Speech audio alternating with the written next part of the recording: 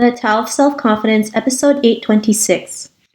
Welcome to the Tao of Self-Confidence, where I share stories of amazing women who have discovered their inner journey to self-confidence. Visit our website at thetaoofselfconfidence.com. Your inner journey to self-confidence awaits. Well, hello, friend. Welcome to the Tao of Self-Confidence, where I share stories of amazing women who have discovered their inner journey to self-confidence. I'm your host today, Sheena Yapchand, and today I have another amazing Asian woman who Boss Up co-author, and she's here today to share some wisdom and a little bit about her story. So she is also the founder, CEO, and executive producer of Masterpiece. And without further ado, I'm going to introduce you to Liza Millan. Liza, how are you today? Maybe you can fill in a little bit more about yourself to the listeners. Hi, Sheena. Thanks for having me here. Masterpiece is a marketing and event agency. So I've been planning events for over 10 years now. And what we do is that we provide all marketing and event services from top to bottom. So even with virtual events, I help with the planning, the strategy, and logistics. And that's what we do as a whole. Awesome. Well, thanks for sharing that. And Liza, what's your cultural background? I'm Filipino. Thanks for sharing that. And how does the model minority myth hurt Asian women as a whole? I believe that the model minority myth does affect Asian women as a whole because it's really the stereotype of it. And I always feel that we are being pigeonholed. I think it really affects a lot of Asians whenever that's said because we're all our own person, right? And so we're all different in our own way. And I feel that if when we are placed in this model minority myth of being that like Asian, right? I think that, I think it's wrong. Thanks for sharing that. And yeah, so true, especially with what's been going on in our Asian community. Women are actually targeted more, 2 or 3 times likely to get targeted more on Asian hate crimes because of this model minority myth, right? A lot of people think we're all quiet and submissive and obedient and we get treated as objects, and this is not right. And because of that, we have these incidents like the Atlanta shooting where 6 innocent Asian women are dead for no reason for a senseless crime. And so I think now more than ever, it's really important to eliminate these model minority myths and show society what it means to be a powerful, brave, and strong Asian woman. So thanks for sharing that. And why is creating a stronger representation of Asian women so important for you? I feel that it is important, again, because of like what some of the stereotypes are. And I also feel that we need to have a voice out there. We need to speak up. And also, I know that as an Asian woman and an Asian woman who bossed up, that it's now time for us to represent and also show the world what we can do. Yeah, for sure. And, I think it was just divine timing that this book came out, right? To really help Asian women just boss up and speak up for themselves and for our community. And we all need a platform of some sort. We all need support because we always feel like we're the only ones going through what we're going through, right? But really we're not. So many of us are going through so much pain, so much hurt, so much issues that knowing that we're not alone in this journey makes it a little bit better. And we just feel like I'm not crazy. So, and I think that's important, right? Because a lot of us feel that way, right? Like, am I the only one going through this? But really, you're not. There's so many other women who go through similar issues, and just banding together makes a huge difference. And and that's proof with our book, right? Just even us as, co-authors, it really helps us just be together, be there for each other when someone's not in the greatest mood. So thanks for sharing that. And Liza, how does it feel being that representation for so many Asian women in the world?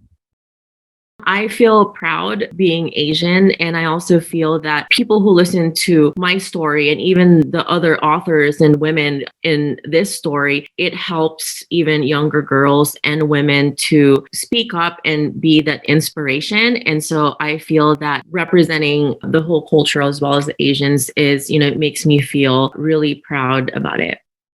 Awesome. Well, thanks for sharing that. And Liza, share one reason as to why every Asian woman needs to read this book. I think every Asian needs to read this book because there are so many great stories and amazing stories that you can learn from it, as well as you can connect with the stories in this book. And it also will help inspire and encourage, one who's Asian, who's an Asian woman, to kind of light a fire and, let them know that, they can also reach their goal, that they too have a voice with themselves, and what they can do is, it matters. Thanks for sharing that great response. And what can readers gain from reading your story? What readers will learn from my story is that once they see the trauma that I've been through, they're going to learn like how I transform and how I rebuild again from that trauma. And I also do provide some tips and ways that they can get out of what it is that they have been through in their life, and through that experience that they too can learn something. Thanks for sharing that. And I love that, because I think we don't talk about traumas enough, right? We all go through some form of trauma. I mean, even as young as 5 years old, I remember going to school in the Philippines. The teacher failed me. I failed kindergarten for coloring outside the lines. But if I didn't do the inner work, that would have still been stuck with me till now, thinking I was a total failure because of that one incident when I was 5 years old. And I think that is pretty traumatic as a 5-year-old, right? Like redoing kindergarten, moving to a new school, thinking you're not enough because you couldn't color a photo within the lines. And so sharing these traumas and sharing what we go through can really help other women feel like I'm not the only one who's gone through some form of trauma, and I can overcome it because I've seen her overcome it. And just showing other women, especially Asian women, what's possible for themselves can really help them rise up and boss up and be the person that they're meant to be. So thanks for sharing that. And Liza, can you share one boss up tip for our listeners today?